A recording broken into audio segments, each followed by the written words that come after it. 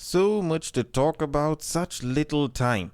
I actually feel like I have so much to talk about on this episode, yet at the same time, I feel like I need to talk about it on this episode and not any other. And I know there's someone who's gonna be like, Denver, it's your podcast. Even though you wanted to go 6 hours, you could do it.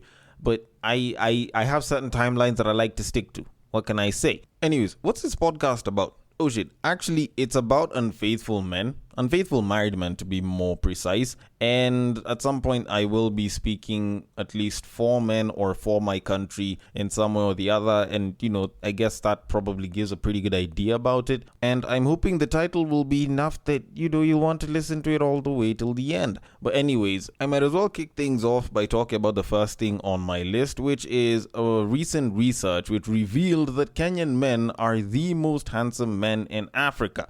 Now, normally, I would probably look at information like this and be like, well, it's great that I'm a Kenyan man, so y'all clearly know that I'm one of the finest dudes in the continent and shit. But to be very honest, like with the Kenyan women that we have and what it is that they require, I'm sorry. Like, it's just not enough to be the most handsome men in Africa. Like, ask a Kenyan man.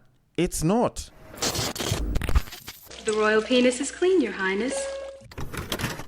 I kid you the hell not. Being a Kenyan man, if you are the most handsome, it probably just means that you may be able to get more pussy than other dudes. But in terms of like properly securing babes, it's usually never really a guarantee. But anyways, I have the list of the countries in Africa with the most handsome men, the top 20 countries, and I am going to read them out in a second. But I feel like one of the things that just needs to be mentioned is that the source of this information, where they did this statistic, is a site called Insider Monkey. And when you think about the fact that Insider Monkey was busy looking for the most handsome individuals on the African continent, I'm sure there's a racist joke somewhere that could be used to give people a laugh and shit. But anyways, on the list, number 1 is Kenya, number 2 is Nigeria, number 3 is Ethiopia, number 4 is Rwanda, which I honestly thought would probably take the top spot. Number 5 is South Africa, 6 is Angola, 7 is Eritrea, 8 is Morocco, 9 is Somalia, 10 is Ghana, 11 is Tanzania,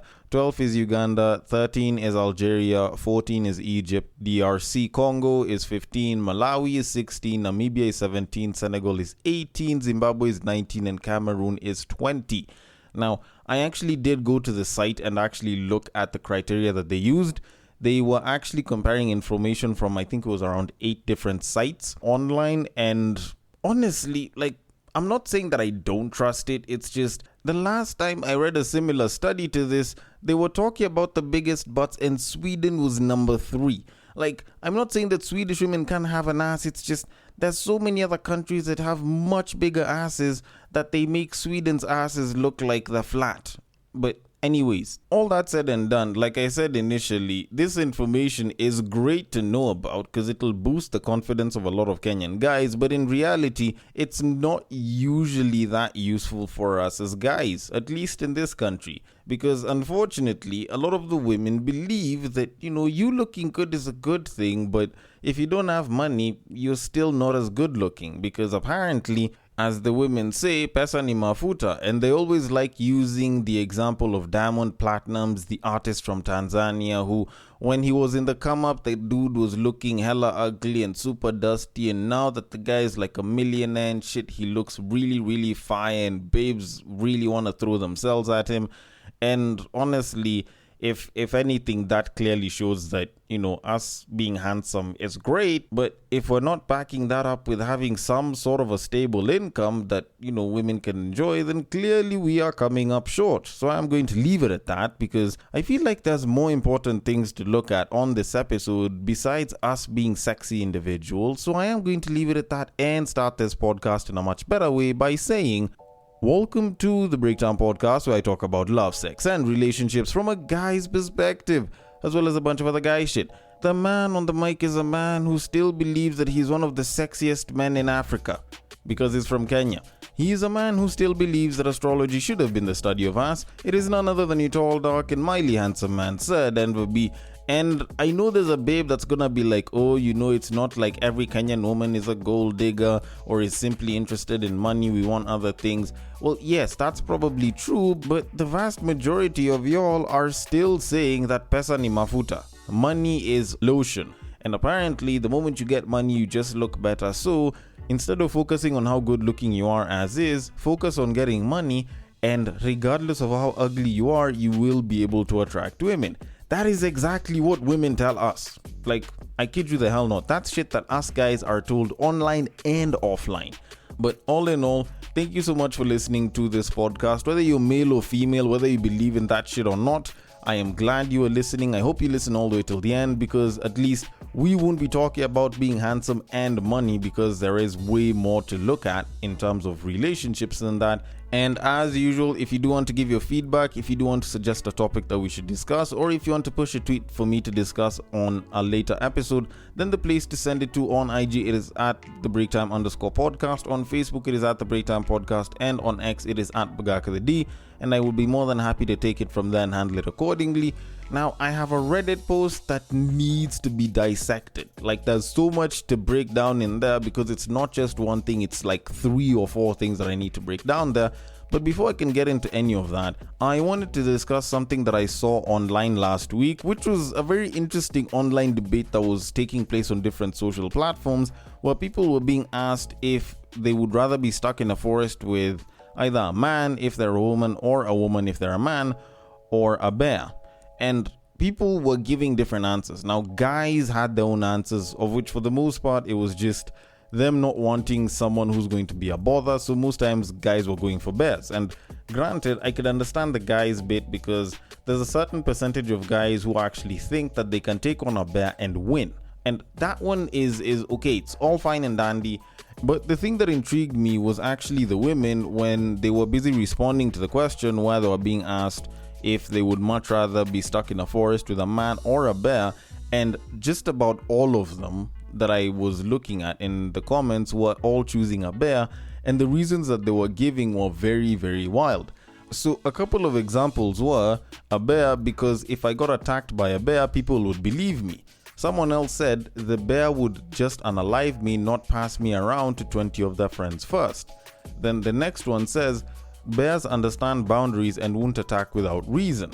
And then someone else goes ahead and says, the bear is either gonna leave me alone or maul me. I know that, and if I survive, I'll be believed. I don't know what that man will do, and I know people won't believe me or question me. A bear 100%. Someone else decided to chime in and talk about how no one will talk about the bear's bright future, and someone else said a bear wouldn't film it and send it to all of his friends, and the list goes on and on and on.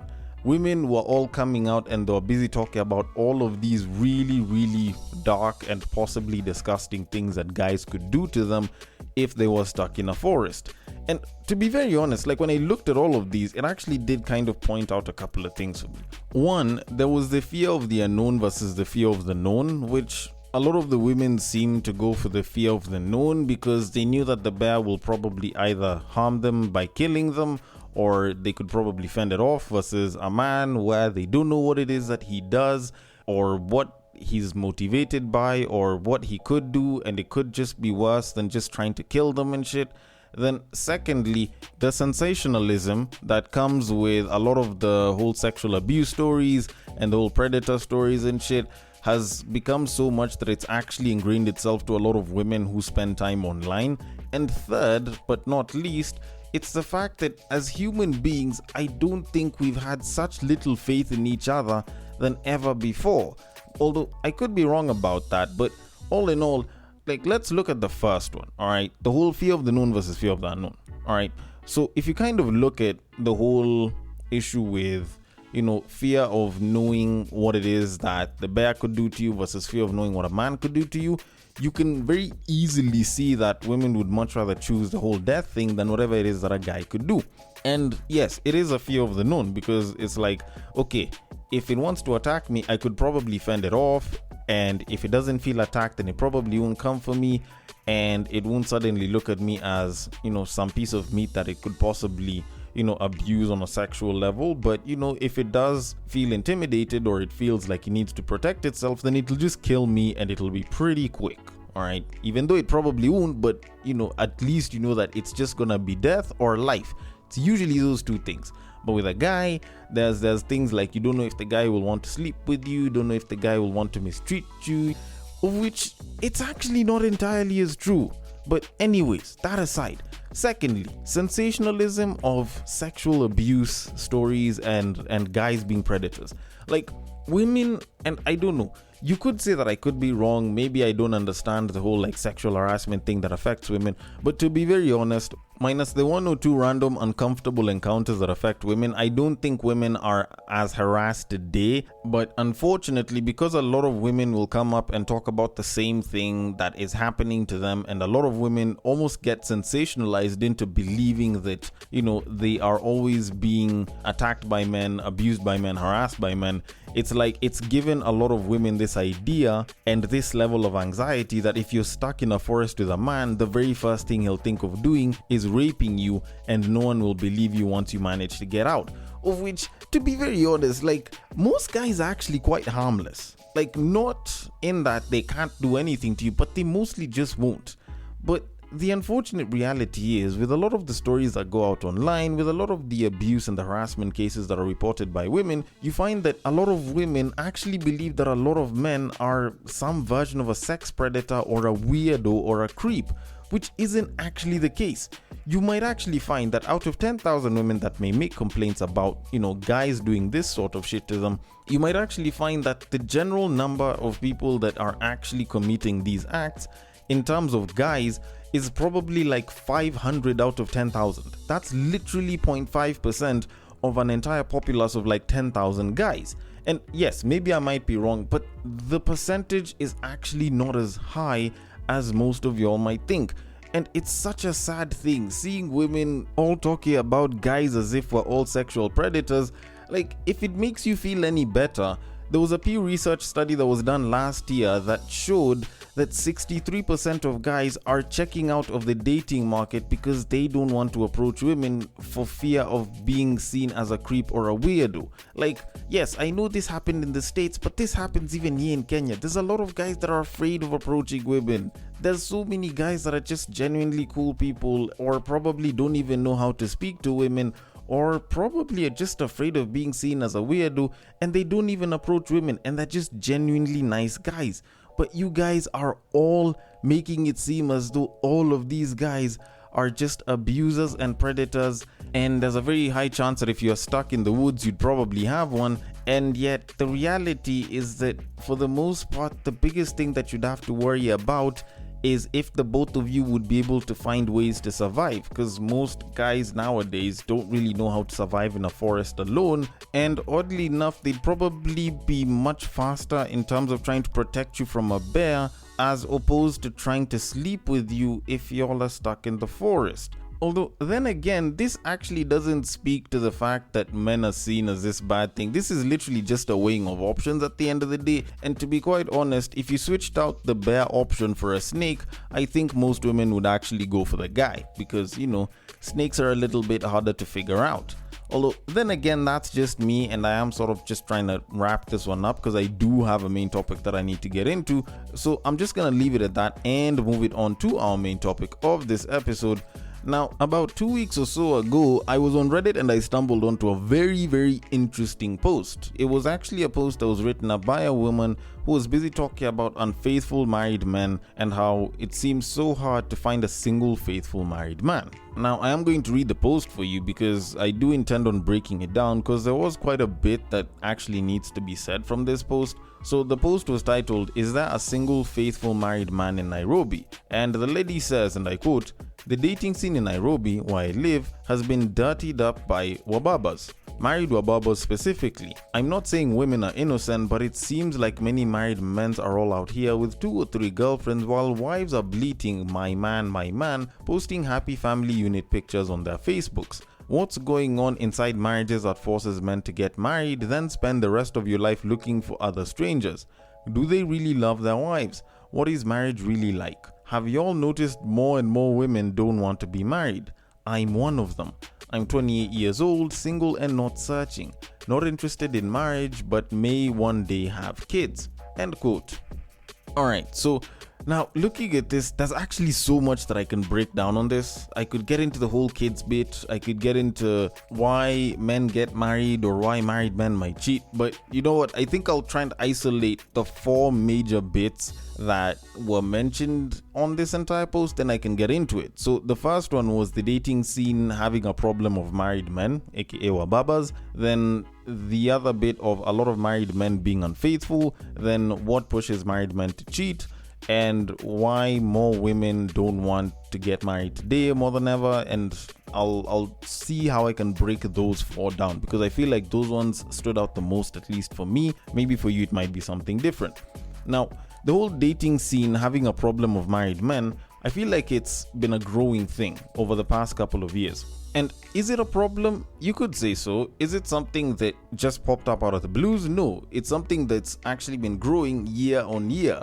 I feel like over the past, I don't know, maybe between 5 and 10 years, if not more, the number of married men that are getting back into the dating market to pull a babe either for a sexcapade or to have a thing with them, whether it's a friends with benefits or some sort of informal relationship, has actually been on the rise, and it's been very steady and almost exponential at some points. Now, unfortunately, much as people might not want to accept this, the main reason why so many of them can do it is because there's so many women that are becoming more and more comfortable with dating a married guy.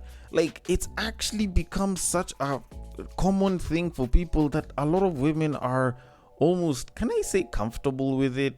Hell, there's some that are even looking for a married guy that can help finance their life to some degree, and they're so comfortable with it, they're so okay with it, and it's almost something that they could even recommend to their friends, kind of like the cheating thing that I was busy talking about last week.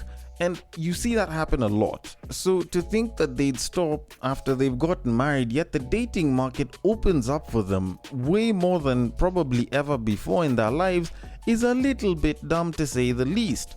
Now, second thing was a lot of married men being unfaithful, which kind of ties into the same thing.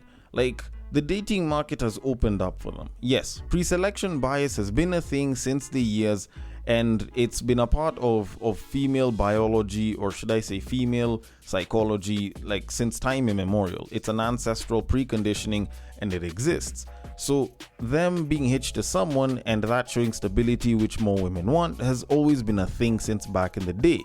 But the unfortunate reality is people are acting on that a lot more today than ever before. I remember 7-8 years ago having discussions with almost all, if not all, of my female friends at the time, and they would always draw the line at married men. They would not want to have a thing with a married man. They would not want to have a relationship or even sleep with or even have some sort of intimate interaction with a married man. Nowadays, I bet I can talk to half of them and they've probably had some sort of a relationship or at least some sort of a fling with a married guy. So you look at the number of women that are opening up to married guys, and this is women who are younger than me, these are women that are the same age as me, and this will also include women that are older than me. At the end of it, you can clearly see why so many married guys feel as though the dating market opens up for them a hell of a lot more once they get married. And it's understandable, because to some degree, it probably does. Then the next point, what pushes married men to cheat?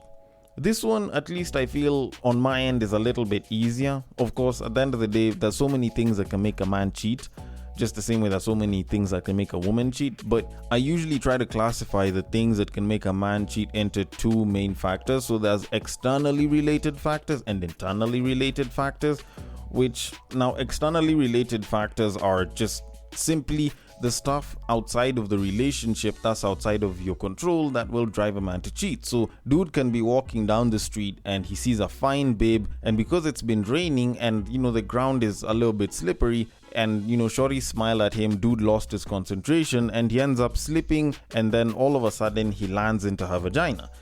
He saw a fine babe, he really wanted to get in it, and shorty seemed open to the idea, so dude ended up slipping inside because it was warm, I guess, and he was probably feeling cold. So one of the biggest indicators that it's externally related is the fact that he probably doesn't have any long-term attachments with any of these women. He will have multiple women that he probably sleep with, and most of them could be one night stands, it could be a fling, it could be a couple of friends with benefits, more or less, or something informal where it's like the guy wants some and it's not like he's in a relationship, but sure, he will let him hit. And in this particular case, you find that it's nothing to do with the relationship itself or the babe for the most part. Dude is just horny, and dude is just, reacting to conquest, and he probably won't last there very long because, after the conquest, it's not like the guy is really trying to create any sort of attachments. Then there's the internally related ones, which you will find that the guy will have one babe for the most part, and he will stick to that one babe, and that sort of attachment will be there, and it'll be something a little bit more long term. And usually it's because there's something that's the issue in the relationship. It could be the babe, it could be the relationship dynamics, or some issue that's happening between the two of you, and it's internally related. So it's internal and it's in the relationship, and there's trouble there. And so the guy is finding solace, between the cheeks of another babe, and he's with that babe and he's sticking with that babe, and it's like now he has some level attachment there. So I usually like to classify it into one of those two, and at least I've shown you where it kind of could come from and how you'd probably figure it out. And I'm hoping that I've sort of answered that situation so I can move to the next point. Now, the next point was more women don't want to get married today more than ever, or at least they don't want to get married today, including the person who did the post. And there's a couple of reasons for that. All right. So on one end, the dating market is shit, and they do not like being in that pool of shit, so they would much rather eject themselves or wait for Prince Charming to come and get them, even though they'll mostly never be anywhere where Prince Charming could be. So over time, they will blame the dating market, and they'll be like, you know what, there are no good options, so I'm not even searching. Then the other reason is the selection of guys that are there, or at least the selection of guys that they've had, have been particularly shit. And when they hear a bunch of stories from their friends, especially the ones who are married, and they see shit like this, they're like, you know what, I don't think getting married is a pretty good idea. Then also there's the other reason where there's no visible, tangible benefits to them being married that they can see right now, which is something that affects a lot of guys nowadays as well. There's a lot of guys that are refusing to get married because of that. They do not see any visible, tangible benefits to getting married. So there's that. And then, of course, there's other babes that even though they say they don't want to get married, they probably do, but they sort of fucked up a bunch of their chances, and all of the potentials that they'd have probably been with have either settled down or aren't within their reach because they are on a different level to them, or something of the sort. They just can't bag the potentials that they'd want, so they'd much rather say that they're not interested in getting married, even though they actually are, but they know very well that they fucked up when it came to selection, or they fuck up when it comes to selection. Now, with all of that said, you kind of think about it. Why a lot of guys who are married nowadays tend to be unfaithful is mainly because the market made it possible for them to do that. Not only were they accepted, but it's like the options actually increased. Like, us single guys will be out here in the streets trying to bag a babe, and we will feel inadequate because we don't have money, and we need to stack up some dough and build something because we want to build something with someone and have a legacy and blah blah bullshit like that. And there's a married dude who, because he's bagged a babe already and he is married, so like the whole building thing is sort of already in line, has the freedom, or feels like he has the freedom, to go and holler at other babes. Like, the fact that y'all women made it so much easier for them to do that has meant that they get to do that a hell of a lot more. They'll probably be more aggressive in the dating market, as opposed to us single guys that are busy trying to build some shit. So you could say that a bunch of them sold a lot of women onto the whole fast money thing, but even without the money involved, like, there's still a lot of married guys that are still bagging babes, and babes know that these guys are married and they're still choosing to be with them, and then they'll still come back and complain that married men aren't faithful, so why get married? Y'all are fucking up the market yourselves, and then you're coming back to complain that the market is fucked up. Like, make that shit make sense. How the hell is it that you, who is an active participant in the dating market, in the sex market, coming back to complain that husbands will be unfaithful, yet you're contributing to the exact same thing. Like, I'm not saying that every woman does that, but there's quite a number of women who complain like this, and yet they themselves will have an affair with a married guy, assuming that karma can't be a bitch and what goes around won't come around. Yet the reality is they are part of a cycle that they do not like, but they willingly got themselves into. Which kind of leads me to the conclusion of all of this shit. There's a large number of unfaithful married men, and that's something that I am not going to refute. It's a problem on the guy's side, and we definitely should be doing something about it. But it's not us guys who caused that. It's the women who caused that. The moment you all started giving more allowance, you started giving more attention, and you gave more of these guys chances at being with you, at sleeping with you, you pretty much opened the door for married men to go and sleep around more and more, because more of them saw more of their friends and more people around them doing that and getting away with it. So, in as much as yes, you guys might be the problem and you might be the cause, you are also 50% of the solution. Because once you guys start closing the door on them, once you guys stop trying to sleep with married dudes, or at least a good chunk of you stop sleeping with married dudes, then more of them will be forced to be faithful with their wives because they are being rejected. Not unless if they want to start fucking gay dudes. And the more you guys start rejecting these guys, the more you have chances at guys choosing to stick with their women, or at the very least making a much better selection of women that they actually believe that they can stick to. Although, then again, I might be wrong about all of this shit, so I want your thoughts on it. The DMs are open. On IG, it is at the breaktime_podcast. On Facebook, it is at the breaktime podcast. And on X, it is at Bagaka the D. Thank you so much for listening all the way till the end, and I will catch you guys on the next break. But what I believe is that if you put a pastor and a prostitute in one room, one is likely to convert the other.